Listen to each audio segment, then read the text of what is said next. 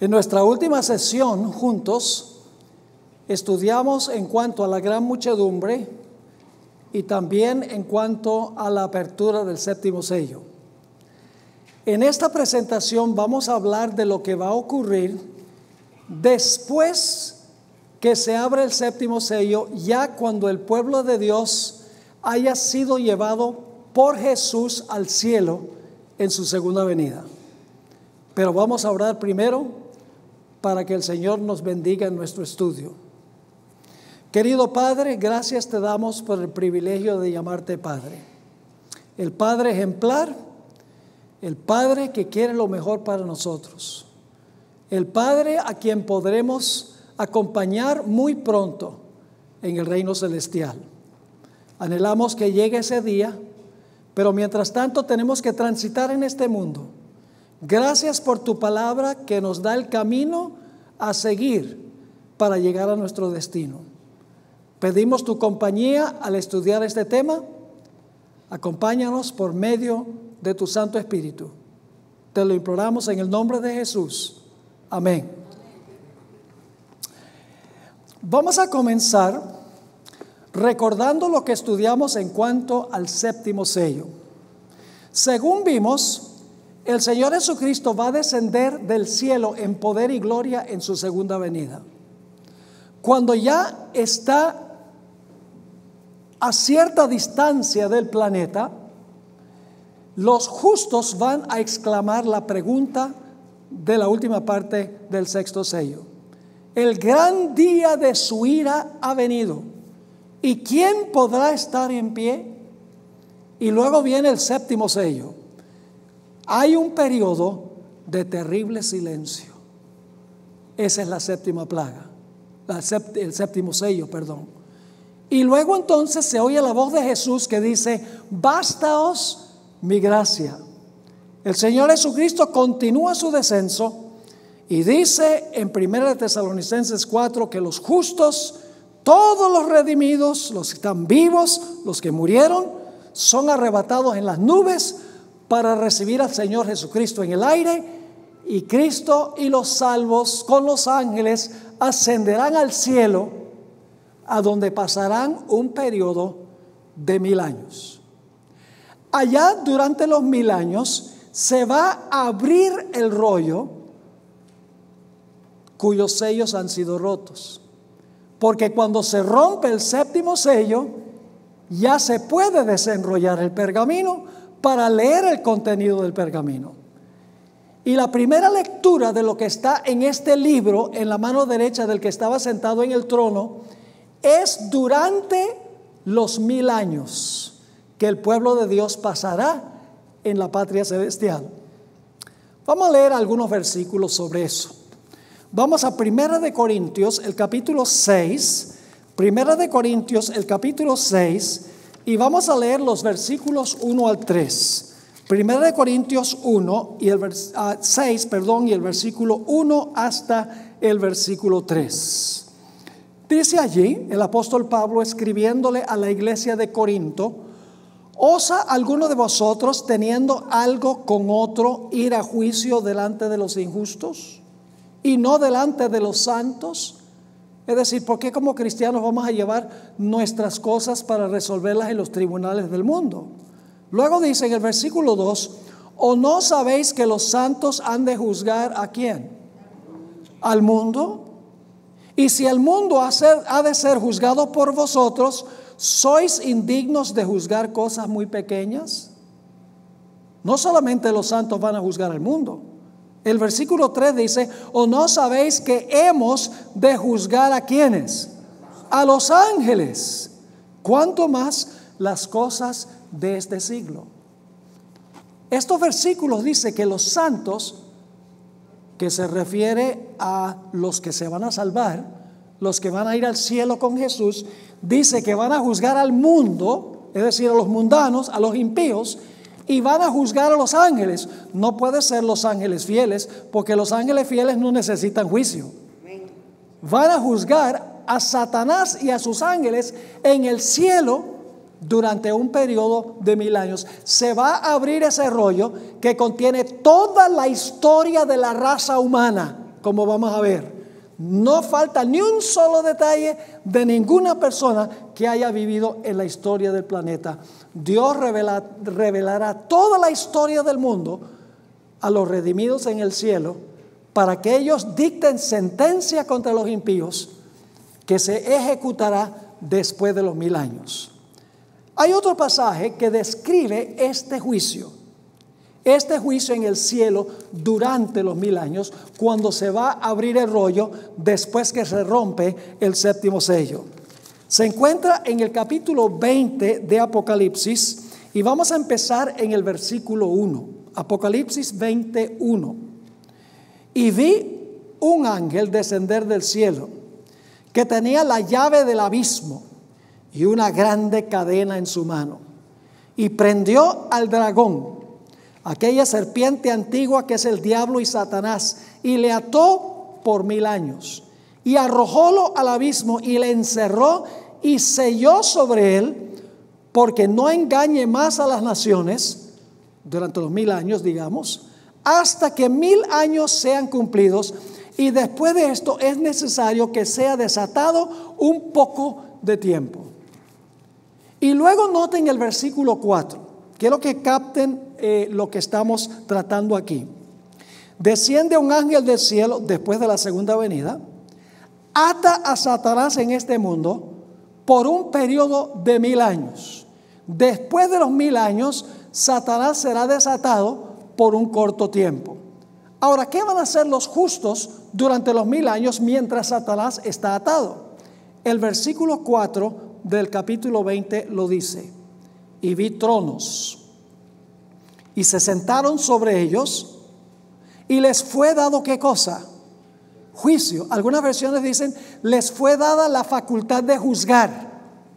Es decir, los que están sentados en tronos, se les da la facultad de juzgar. Y vi las almas de los degollados por el testimonio de Jesús y por la palabra de Dios, y que no habían adorado la bestia ni a su imagen, y que no recibieron la señal en sus frentes ni en sus manos, y vivieron y reinaron con Cristo 1000 años. Entonces, ¿qué se le va a dar a los santos o a los salvos cuando el Señor Jesucristo ate a Satanás? ¿Qué van a hacer los salvos en el cielo durante los 1000 años? Dice que se les dio la facultad de juzgar. ¿A quiénes? No puede ser juzgar a los fieles porque ya están allá. No puede ser juzgar a Dios porque Dios no necesita ser juzgado. No puede referirse a juzgar a los ángeles fieles porque ellos nunca pecaron. Los únicos grupos que quedan que hay que juzgar son Satanás, sus ángeles y los impíos. Se va a abrir el pergamino o el rollo y se va a ver toda la historia de la raza humana y todas las malas decisiones que tomaron los que se quedaron en la tierra muertos durante los 1000 años, y Satanás y sus ángeles en un estado vivo. Noten también Apocalipsis el capítulo 20, Apocalipsis el capítulo 20 y el versículo 11. Apocalipsis 20 y el versículo 11. Esto es durante los 1000 años. Estos dos versículos, 11 y 12, está relatando algo que va a pasar durante los 1000 años. Dice, y vi un gran trono blanco. Yo pregunto, el Señor Jesucristo cuando regrese por segunda vez, ¿se acuerdan el sexto sello? Escondernos de aquel que está sentado sobre el ¿qué? Sobre el trono y de la ira del Cordero. A Jesús se le pinta viniendo por segunda vez sentado en su trono. Ahora, ¿qué pasa con las islas y los montes cuando Cristo venga, según el sexto sello? Las islas se van a hundir y los montes se van a caer. Ahora fíjense el versículo 11 otra vez. Y vi un gran trono blanco, que es el mismo sobre el cual viene Jesús por segunda vez, y al que estaba sentado en él, delante del cual huyó ¿qué cosa? La tierra y el cielo, y no fue hallado el lugar de ellos. ¿Qué es lo que pasa en la segunda venida? Porque el cielo se enrolla como un pergamino. Las estrellas, el sol, la luna se desvanecen de sus lugares. Y luego, ¿qué sucede en el versículo 12? Y vi los muertos, grandes y pequeños, que estaban delante de Dios. ¿Quiénes son estos muertos que están delante de Dios? en realidad son ¿quiénes? Los impíos. Y luego sigue diciendo, ¿qué va a suceder? Los libros fueron ¿qué? Abiertos. Y otro libro fue abierto, el cual es el de la vida, y fueron juzgados ¿quiénes? Los muertos por las cosas que estaban escritas en los libros según sus obras. Estos muertos que son juzgados cuando Cristo venga por segunda vez. Cuando se rompe el séptimo sello, hay silencio en el cielo, Cristo lleva a su pueblo al cielo y entonces se abre el pergamino para juzgar a todos los impíos. Ahora quiero que notemos la secuencia de eventos que van a ocurrir después de los 1000 años. Vamos otra vez a Apocalipsis, el capítulo 20, y vamos a leer el versículo 13 de Apocalipsis 20, capítulo 20. Notemos que el versículo 13 está relatando lo que va a ocurrir después de los 1000 años. Es decir, versículo 11 y 12 ocurre antes y durante. Lo que está en el versículo 13 ocurre después de los 1000 años, cuando los muertos resucitan. Note lo que dice el versículo 13. Y el mar dio los muertos que estaban en él. ¿Qué significa el mar dio los muertos que estaban en él? Y luego dice, y el infierno. En realidad hemos visto que eso se debe traducir como, no infierno, sino sepulcro. Y el sepulcro, la muerte y el sepulcro, dieron los muertos que estaban en ellos. ¿Qué significa dieron los muertos que estaban en ellos? Significa que los muertos ahora van a ¿qué? Van a resucitar. Y fue hecho juicio de cada uno según sus ¿qué? Según sus obras. Ahora, yo no sé si ustedes captaron esto. Muy importante. Hay un juicio que transpira durante los 1000 años. El Hijo del Hombre viene sentado en su trono. La tierra es removida de su lugar. Y entonces se realiza un juicio en el cielo, según el versículo 11 y el versículo 12. Los muertos están parados delante de Dios. Ahora, cuando dice que los muertos están parados delante de Dios, un muerto no se puede parar. Quiere decir sencillamente que Dios ahora va a abrir el pergamino, va a abrir los registros de esos impíos que murieron. Ahora se va a abrir el pergamino y se va a hacer el juicio celestial para dictar sentencia contra aquellos que quedaron muertos en el planeta. Y después, en el versículo 13, dice que los muertos, el mar dio los muertos y la tierra dio los muertos que estaban en ellos, que es la resurrección, y dice, y fueron juzgados por sus obras. Es decir, hay un juicio durante los 1000 años. Los justos están en el cielo, se abre el pergamino entre ellos y luego después de los 1000 años nuevamente se va a abrir el pergamino, pero ya no se va a abrir ante los justos. El pergamino se va a abrir ante todos los impíos que resucitan después de los 1000 años. Ahora, con esto en mente, queremos repasar lo que va a ocurrir después de los 1000 años. ¿Está claro que el pergamino se va a abrir durante los 1000 años? ¿Está claro eso? ¿Quiénes van a ser los jueces? Los redimidos van a ser los jueces. Pablo dijo que los santos iban a juzgar al mundo e iban a juzgar ¿a quiénes? A los ángeles. Apocalipsis 24 dice, se les dio la facultad a los santos, la facultad ¿de qué?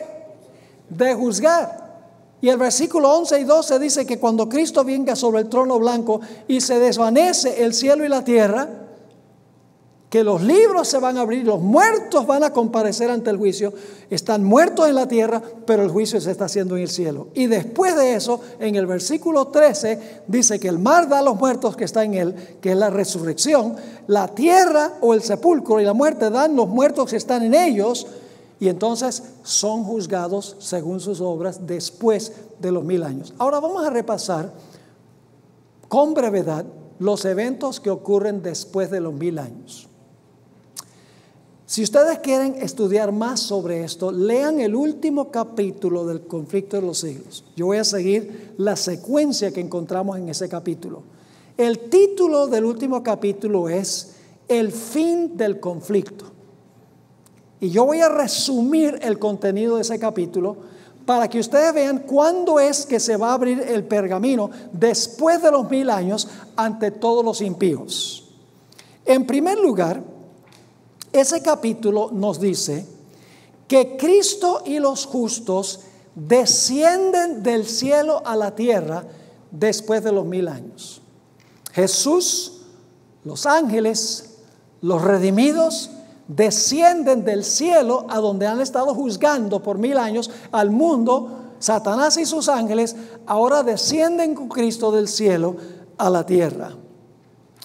Luego dice la sierva del Señor que resucitarán los impíos. Cristo va a llamar del sepulcro a todos los muertos impíos que están en la tierra, que fueron juzgados en el cielo durante los 1000 años. Todos van a resucitar. Jesús los va a llamar del sepulcro. Todos los impíos de todas las épocas, la Biblia dice que su número es como la arena del mar, el número de los granitos de arena en el mar. ¿Cuántos son esos? Prácticamente incontable, una muchedumbre que nadie podía contar. Así que Jesús resucita a los impíos. Y eso es lo que significa que Satanás ahora es atado. Yo pregunto, ¿dónde radica el poder de Satanás? ¿Por qué Satanás tiene poder? Tiene poder porque tiene a quien engañar. ¿Cuánto poder tendría Satanás si no tiene a nadie a quien engañar? Nada de poder. ¿Qué va a pasar con todos sus seguidores cuando Cristo venga? Todos van a morir. Y Satanás va a quedar solo aquí con sus ángeles. Toda su base de apoyo está muerta. Y por eso Satanás está atado. No puede engañar. Después de los 1000 años puede engañar. ¿Por qué razón? Porque después de los 1000 años los impíos resucitan y Satanás otra vez tiene su fuente de poder, sus gentes que ahora puede engañar. Por eso Apocalipsis 25 dice: el resto de los muertos no tornaron a vivir hasta que se cumplieron los 1000 años. Los justos resucitan antes de los 1000 años en la segunda venida. Los impíos resucitan después de los 1000 años. Hay dos resurrecciones divididas por un periodo de 1000 años. Así que Jesús resucita a todos los impíos para que presencien toda la segunda venida de Jesús. Y eso es lo que dice Apocalipsis 20:13. El mar da a los muertos que están en él. El sepulcro y la muerte dan los muertos que están en él. Y ahora todos los impíos están vivos. Luego el capítulo dice que los pies de Jesús descansarán sobre el monte de los olivos, al oriente de Jerusalén. Y ustedes pueden leer esto en la Biblia, en Zacarías 14 y el versículo 4 y 5 nos describe cómo los pies de Jesús van a descansar sobre el monte de los olivos, a donde él tanto sufrió, porque el Getsemaní queda en esa región, y el monte de los olivos se va a partir en dos, en una gigantesca llanura. Y el propósito de esa llanura es para que descienda en la llanura la santa ciudad, la nueva Jerusalén. Así que ahora desciende la nueva Jerusalén en ese gigantesco valle que ha sido abierto por los pies de Jesús, que han roto el monte de los olivos. Jesús y los justos entonces entran en la ciudad. Fíjense que Jesús desciende con los justos, no están en la ciudad no desciende con ellos adentro. Jesús desciende con los santos, sus pies caen sobre el monte de los olivos, se abre la llanura, la ciudad desciende y entonces los justos entran a la santa ciudad con Jesús. En este momento, entonces, Satanás sale a engañar a las naciones. Ha recuperado su poder, porque ahora tiene gente. Durante los 1000 años no tuvo gente. Durante los 1000 años le tocó sentarse solo con sus ángeles a contemplar el desastre que él causó. y a pensar en el juicio que se estaba haciendo de él y sus ángeles en el cielo, porque él sabe que se va a hacer un juicio para dictar sentencia, la longitud de la sentencia de él con sus ángeles y de los impíos. Tortura, pasar 1000 años sin tener nada que hacer, sino contemplar la desolación que él causó. Ahora, después del milenio, entonces Satanás ve a toda la muchedumbre que ha resucitado, todos los impíos que han resucitado, que la Biblia dice que son como la arena del mar. Y Satanás les dice: yo los resucité a ustedes. Ustedes están vivos por mí, dice Satanás. Si no fuera por mi persona, todos ustedes estarían muertos todavía. Y luego Satanás dice a las muchedumbres, en un momento voy a leer los textos bíblicos, porque lo que dice la hermana White, todo está fundado en lo que dice la Escritura. Satanás dice: miren el número de personas que nosotros tenemos aquí afuera. Somos muchos más los que estamos afuera que los que están adentro. Es más, le dice Satanás a las muchedumbres, esa gente que está dentro de la ciudad son unos usurpadores. Esa ciudad nos pertenece a nosotros. Pero ellos se tomaron esa ciudad. Y fíjense, somos muchísimos. Somos como la arena del mar. Somos más que los que están adentro. Así que nosotros podemos vencer a esa ciudad. Y la Biblia nos dice que se van a comer el cuento. Los impíos se van a comer el cuento. Y la sierva de Dios dice que ahora preparan poderosos armamentos de guerra. Ahora, en las plagas y en la segunda venida, toda la infraestructura mundial se destruyó. Todo cayó. Las ciudades cayeron, los edificios cayeron. No hay absolutamente ninguna infraestructura. Pero según parece, el Espíritu de Profecía dice que van a fabricar poderosas armas de guerra. Para eso tienen que reconstruir la infraestructura para poder crear esas armas. Eso va a tomar tiempo. Es decir, la preparación para la guerra, para atacar la ciudad, no va a tomar mediodía, ni un día, ni meses. Probablemente va a tomar años en prepararse para atacar la santa ciudad. Así que ella dice que se crean poderosas armas de guerra. Y se organizan a todos los seres fuera de la ciudad en divisiones y en compañías. Es decir, todos los que están afuera se organizan como está organizado un ejército. Van a boot camp, como decimos en inglés, a entrenarse como soldados. Y la sierva de Dios dice que el número de los que se preparan para la guerra contra la ciudad es mayor que todos los soldados que han peleado en todas las guerras, en toda la historia del planeta Tierra. ¿Pueden imaginarse cuántos soldados han peleado en todas las guerras en la historia de este planeta? Ella dice que el número de los que están fuera de la ciudad son más que eso. Y dice ella que cuando ya están preparados para atacar la santa ciudad, que marchan a través de la superficie de la tierra en orden militar. Yo pregunto, ¿para eso tienen que haber sido bien entrenados para marchar en orden militar? Absolutamente, tienen que haber entrenado para poder hacer eso. La Biblia describe este ejército en Apocalipsis 20. Apocalipsis, el capítulo 20. Y vamos a leer el versículo 8 y el versículo 9. Y saldrá para engañar a las naciones que están sobre los 4 ángulos de la tierra, Gog y a Magog, a fin de congregarlos para la batalla, el número de los cuales es como ¿qué? Es como la arena del mar. Y subieron sobre la anchura de la tierra y circundaron el campo de los santos y la ciudad amada. ¿Cómo se llama esa ciudad amada? La Nueva Jerusalén. Y cuando están a punto de atacar la ciudad, Satanás los ha engañado para pensar que pueden prevalecer contra los que están dentro de la ciudad.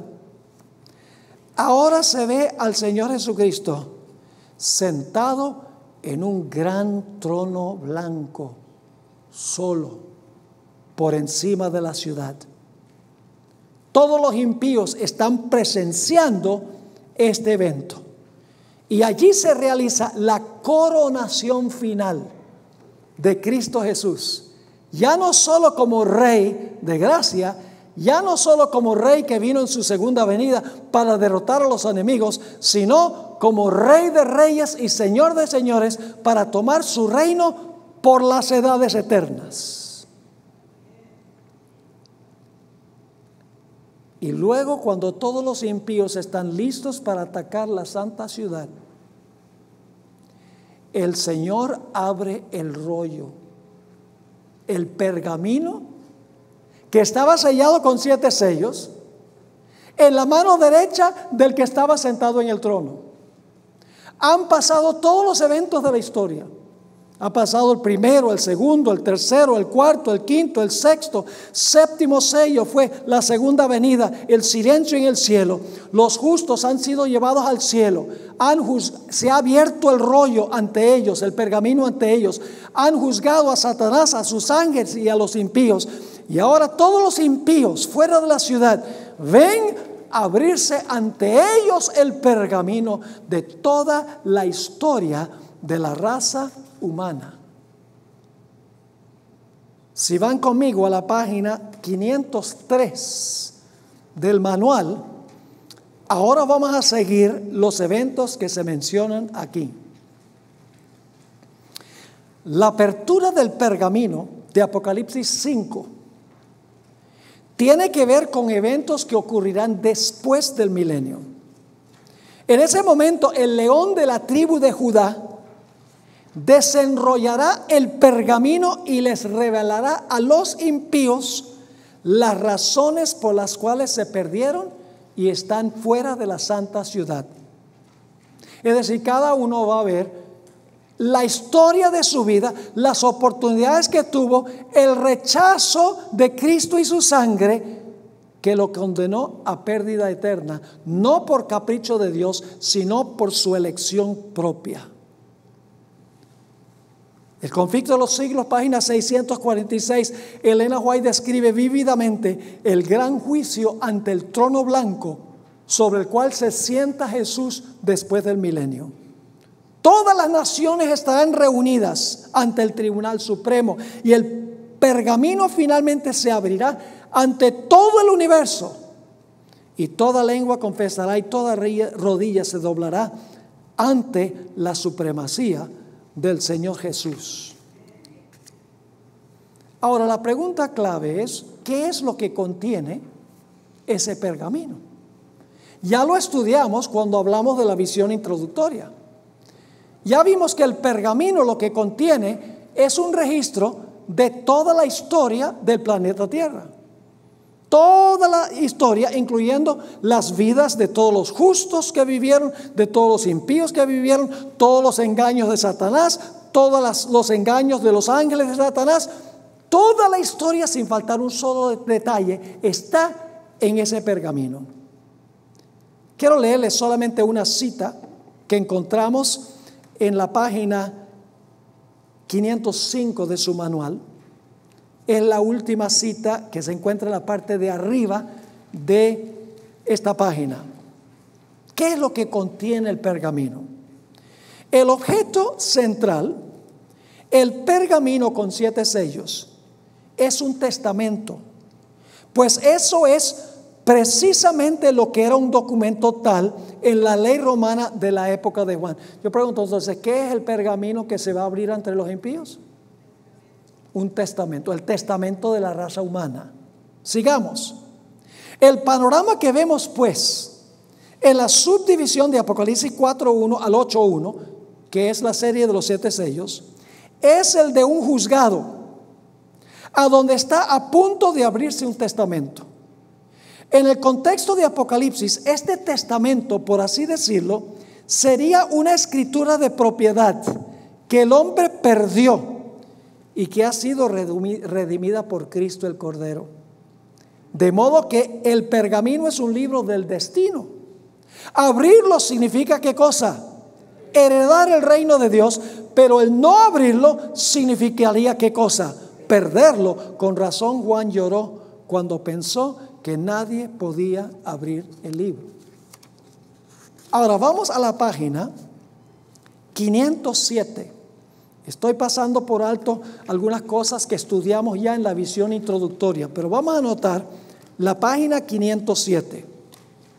Elena White concordó con la cita que acabo de leer.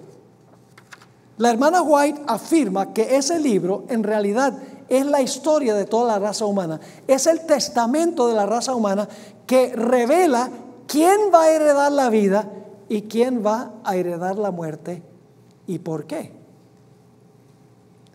Noten esta cita que encontramos en Manuscript Releases, tomo 9, página 7. Allí en su mano abierta está el libro, el pergamino que contiene la historia de los actos providenciales de Dios, la historia profética de las naciones y de la iglesia. El pergamino contiene las declaraciones divinas, su autoridad, sus mandamientos, sus leyes, la plenitud del consejo simbólico del Eterno y la historia de todos los que gobernaron en las naciones. En lenguaje simbólico se halla en ese pergamino la influencia de cada nación, lengua y pueblo desde el principio de la historia hasta su final.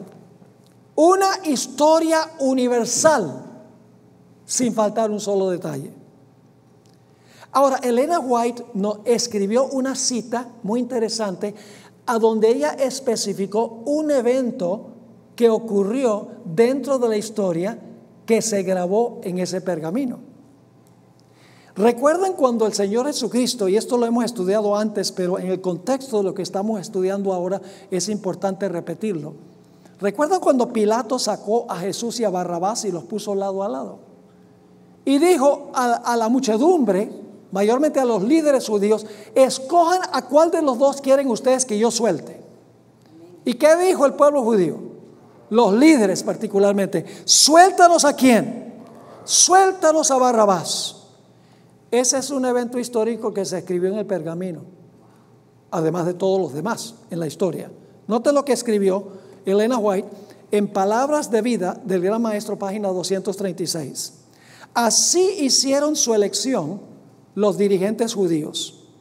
Su decisión fue registrada en el libro que Juan vio en la mano de aquel que se sienta en el trono, el libro que ningún hombre podía abrir. ¿Qué se escribió en el pergamino? Esa decisión. Y luego dice, con todo su carácter vindicativo, esa es la traducción al español que se hizo, pero en realidad la palabra en inglés es vindictiveness, que no tiene que ver con vindicar, porque vindicar es absolver, es justificar, exonerar. Con todo su carácter vindicativo, en inglés realmente significa en todo su carácter vengativo o retributivo, aparecerá esta decisión delante de ellos, es decir, delante de quiénes. ¿Quiénes son ellos? Los líderes judíos. Aparecerá delante de ellos en aquel día cuando el león de la tribu de Judá le quite el sello. Yo pregunto, los que dijeron suéltanos a Barrabás, ¿ellos van a ver nuevamente la decisión que tomaron? Lógicamente. Ahora, ¿qué necesita? ¿Dónde está toda esa gente que dijo eso, suéltanos a Barrabás? ¿A dónde están?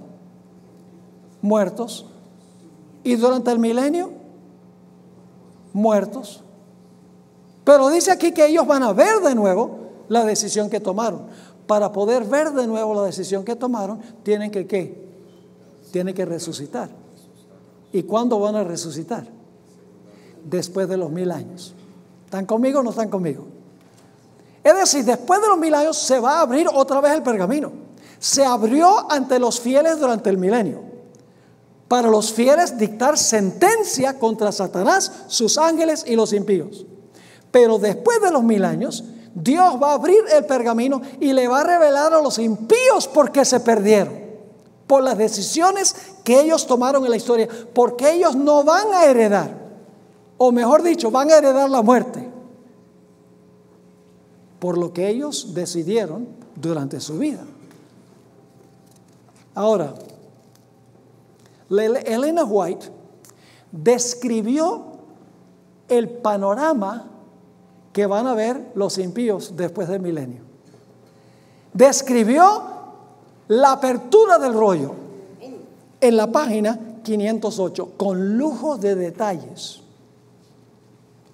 Dice: por encima del trono se destaca la cruz, y como en vista panorámica, nosotros no podemos entender qué clase de tecnología es esta.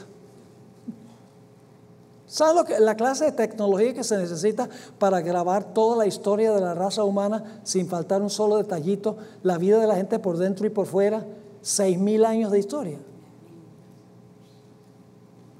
¿Qué clase de memoria se necesita en una computadora para eso? Y el hombre cree que es gran cosa. El hombre puede crear computadoras, etcétera, porque es una miniatura de la habilidad que tiene Dios.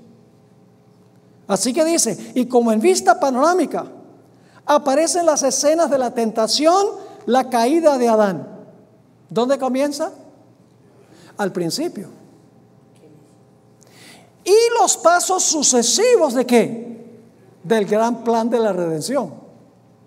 El humilde nacimiento del Salvador, su juventud pasada en la sencillez y en la obediencia, su bautismo en el Jordán, el ayuno y la tentación en el desierto, su ministerio público que reveló a los hombres las bendiciones más preciosas del cielo, los días repletos de obras de amor y misericordia, y las noches pasadas en oración y vigilia en la soledad de los montes, las conspiraciones de la envidia, del odio y de la malicia con que se recompensaron sus beneficios, la terrible y misteriosa agonía en el Getsemaní bajo el peso anonadador de los pecados de todo el mundo, la traición que le entregó en manos de la turba asesina, los terribles acontecimientos de esa noche de horror, el preso resignado y olvidado de sus discípulos más amados, arrastrado brutalmente por las calles de Jerusalén, el Hijo de Dios presentado con visos de triunfo ante Anás, obligado a comparecer en el palacio del sumo sacerdote,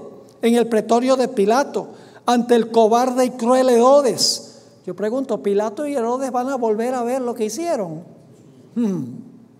Ridiculizado, insultado, atormentado y condenado a muerte. Todo eso está representado a lo vivo, en high definition, en alta definición.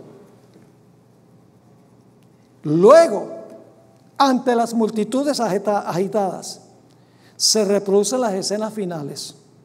El paciente varón de dolores pisando el sendero del Calvario, el príncipe del cielo colgado de la cruz, los sacerdotes altaneros y el populacho escarnecedor ridiculizando la agonía de su muerte, la oscuridad sobrenatural, el temblor de la tierra, las rocas destrozadas y los sepulcros abiertos que señalaron el momento en que expiró el Redentor del mundo.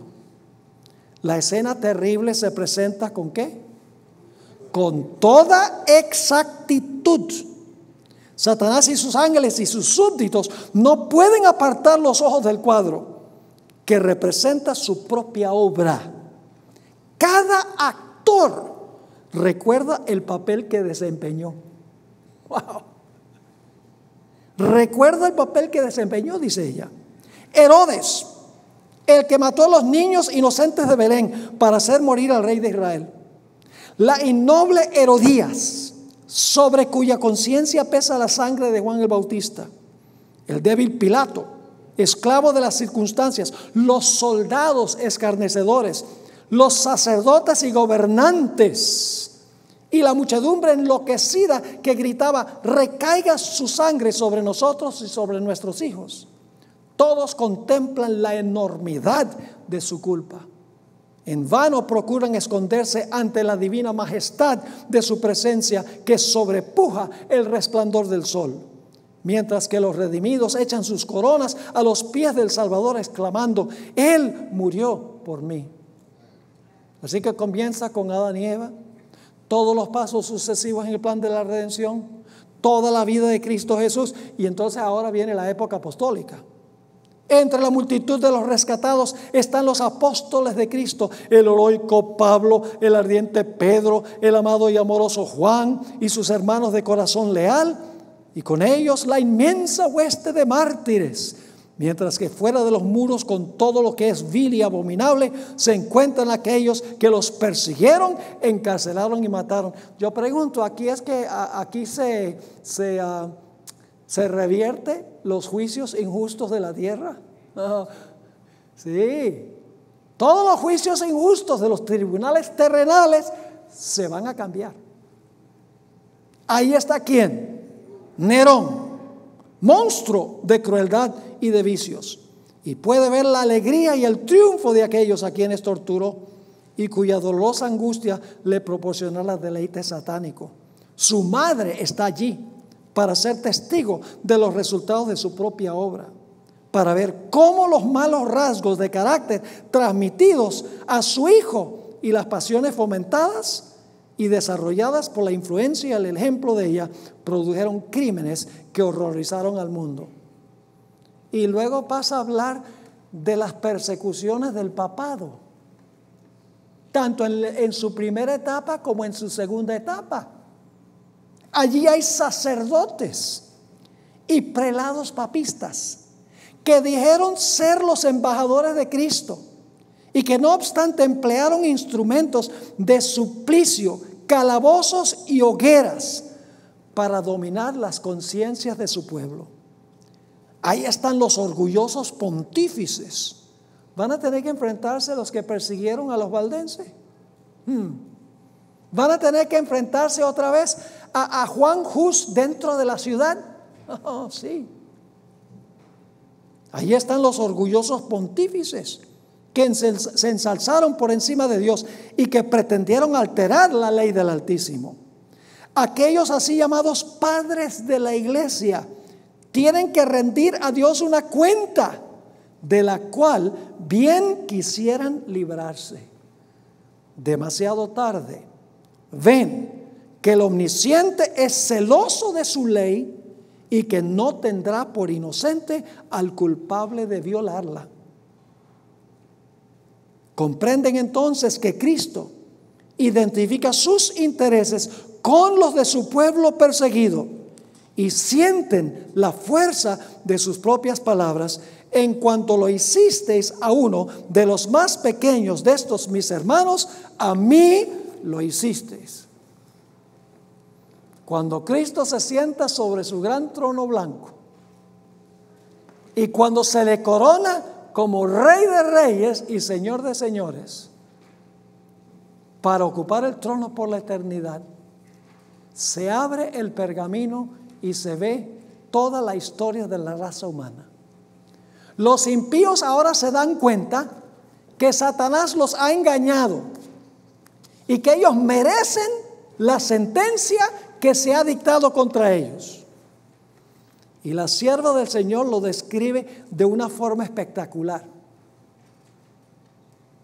Ella cita Apocalipsis 15, 3 y 4. Si van conmigo allí, Apocalipsis 15 y el versículo 3 y 4, que está hablando de los 144,000 específicamente. Dice allí en Apocalipsis 15 y el versículo 3 y 4: y cantan el cántico de Moisés, siervo de Dios, y el cántico del Cordero, diciendo: grandes y maravillosas son tus obras, Señor Dios Todopoderoso. Justos y verdaderos son tus caminos, Rey de los santos. ¿Quién no te temerá, oh Señor, y engrandecerá tu nombre? Porque tú solo eres santo. Y ahora viene la parte clave: por lo cual todas las naciones vendrán y adorarán delante de ti, porque tus juicios son manifestados. Se va a revelar el justo juicio de Dios. Y la sierva de Dios dice que en ese momento, después que se abre el pergamino, revelando las decisiones que tomaron los impíos, todo lo que hizo Satanás, todos se van a inclinar, inclusive Satanás y sus ángeles, y van a exclamar: justos y verdaderos son tus caminos, oh Jehová. Toda rodilla se doblará, toda lengua confesará, según Isaías el capítulo 45 y el versículo 23. Y ahora Satanás, como es Satanás, no se rinde. Ha reconocido que Dios es justo, pero ahora en este capítulo dice que Satanás se para después de haberse arrodillado y empieza a decirle a la gente: oigan, vamos, estamos todos organizados con nuestras armas, son pocos adentro, nosotros somos muchos, ataquemos la ciudad. ¿Sabe que hay esta tradición en la iglesia adventista que los impíos mueren atacando la ciudad? Los impíos nunca atacan la ciudad. Se preparan para atacar la ciudad, rodean la ciudad, crean armamentos de guerra, marchan con precisión militar para circundar la ciudad, pero nunca atacan la ciudad. Ezequiel el capítulo 28, los primeros 10 versículos, dice que los impíos ahora no están airados con los que están adentro, sino con Satanás. Porque han visto que están perdidos porque escucharon a Satanás en vez de escuchar la palabra de Dios. Ahora su ira, que antes estaba enfocada hacia los que estaban en la ciudad, quería que todos atacaran la ciudad para tomarla. Ahora no hay un solo impío con él. Se voltean y le dicen: tú decías que esa gente adentro son los malos y que esa ciudad es nuestra. Pero ahora Dios ha revelado en el pergamino, por encima de la ciudad, que nosotros estamos perdidos por nuestra propia culpa y porque tú y tus ángeles nos engañaron. Y dice en el conflicto de los siglos y en Ezequiel 28 que los impíos se lanzarán con furia contra Satanás y sus ángeles.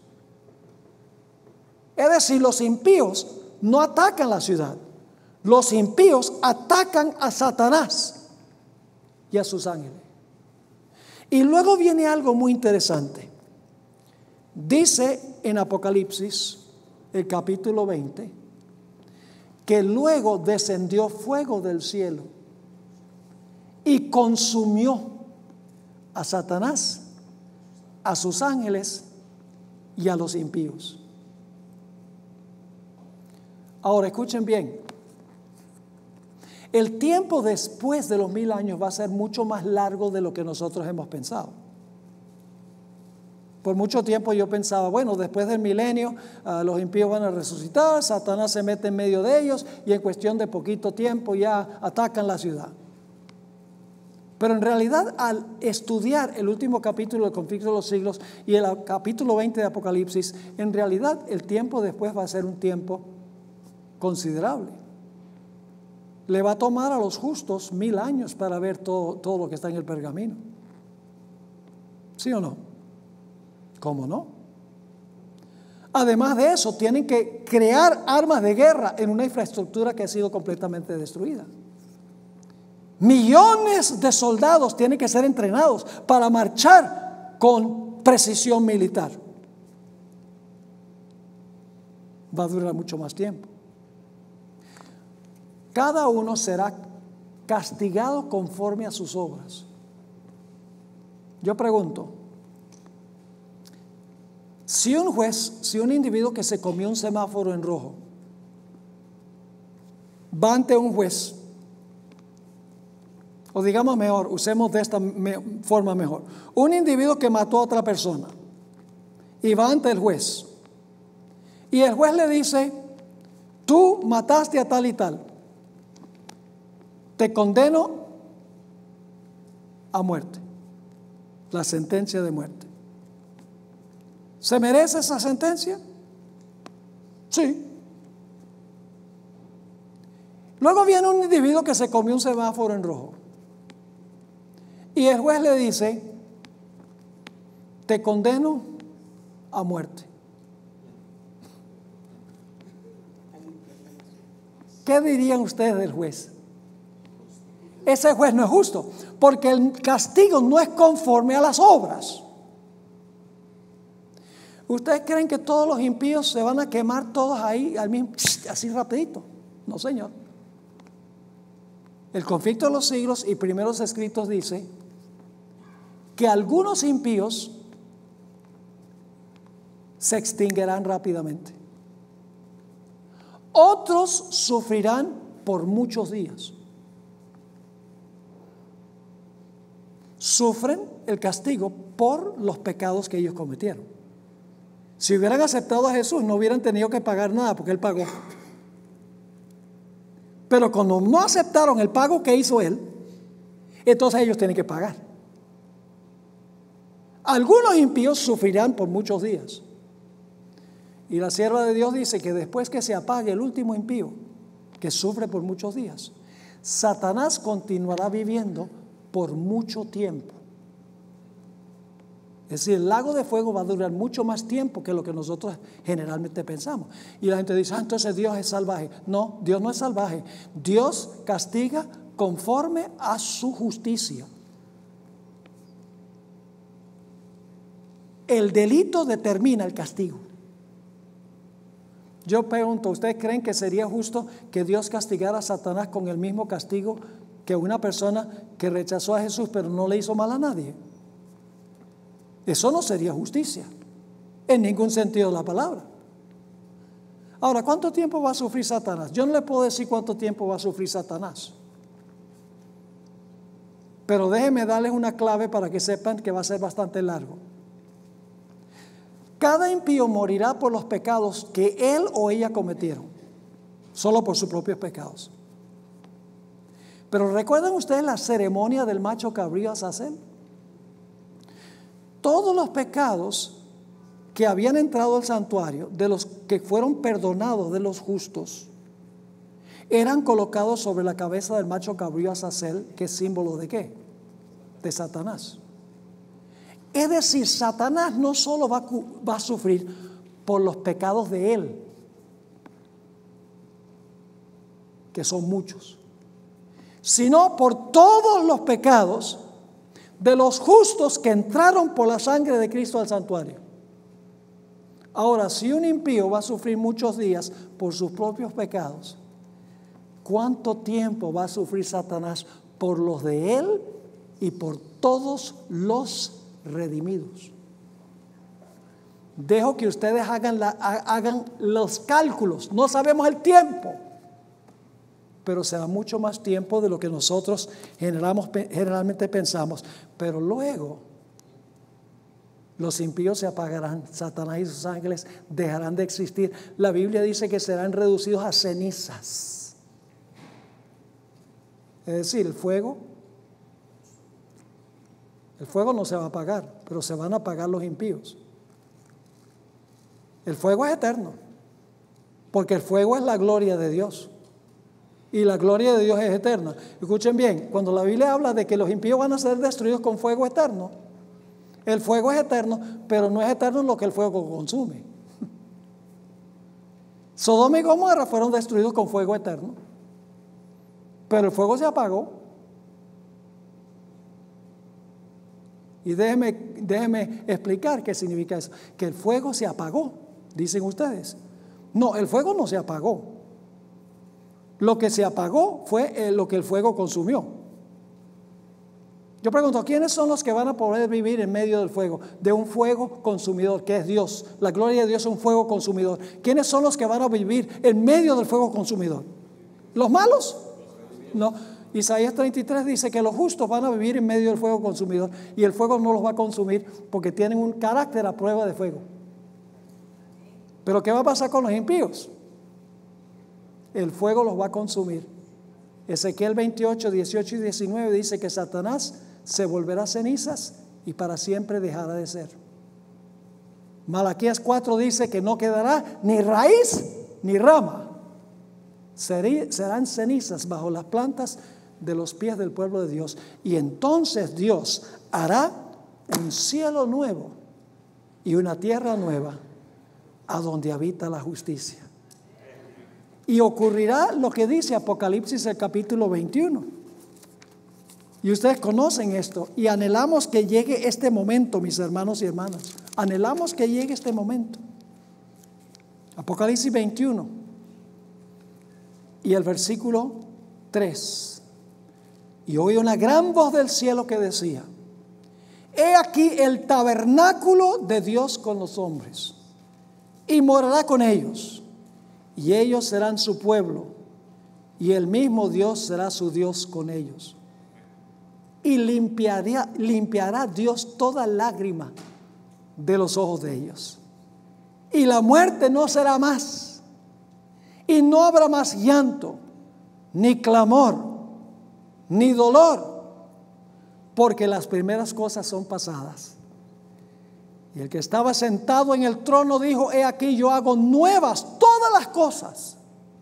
Y me dijo: escribe, porque estas palabras son fieles y verdaderas. Y entonces no se levantará más nunca el pecado. ¿Qué persona en su sano juicio va a querer experimentar otra vez con el pecado, habiendo visto lo que contiene el rollo, las consecuencias del pecado? Nadie va a querer otra vez contrariar la voluntad de Dios. El pecado no se levantará por segunda vez, según el libro de Nahum, el capítulo 1 y el versículo 9. Y el pueblo de Dios podrá vivir en la presencia de un Dios santo por los siglos de la eternidad. Qué grandísimo privilegio nos ha comprado el Señor Jesucristo con su preciosa sangre. Pero tenemos que recibirlo como Salvador. Tenemos que aceptarlo personalmente, su vida y su muerte por nosotros, arrepentirnos, confesar nuestro pecado y confiar en la inmaculada justicia de Cristo Jesús.